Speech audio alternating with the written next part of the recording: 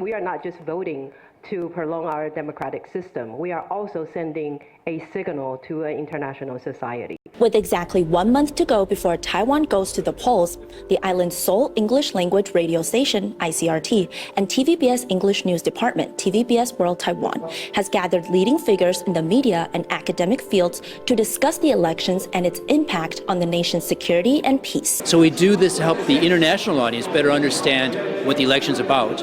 And I think this year, with the bilingual program that the government is promoting, we wanted to help the local audience to better understand how to talk about the election and the issues in English. During the event, issues such as the use of TikTok to reach young voters were discussed as political parties attempted various tools and methods to secure the votes of the elusive demographic. Do we want to have a presence on a platform like TikTok just to have impact to some extent?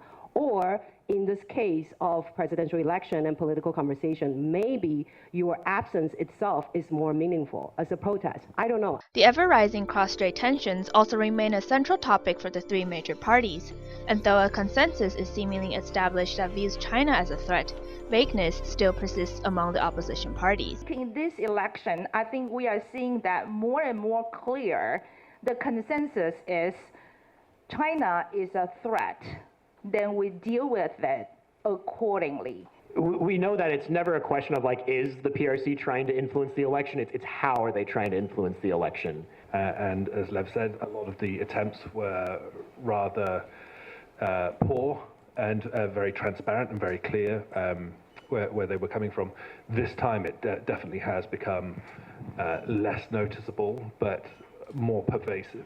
To curb disinformation, local media and independent fact-checking institutions are also responsible for providing a clear picture for the general public and making sure the information put out is accurate and helpful. About 120 people actually registered to attend the talk today, so I think there is an interest about more news in English about the elections, more news about Taiwan. I do hope that local and international media like TVBS World Taiwan, we could have more opportunities to share and give the international media a different perspective on Taiwan. Taiwan's national security and stability, as well as economic growth and cross-strait relations, continues to be the biggest issues at stake, as Taiwan's 3 presidential and vice presidential candidates gear up for the finale on January 13th.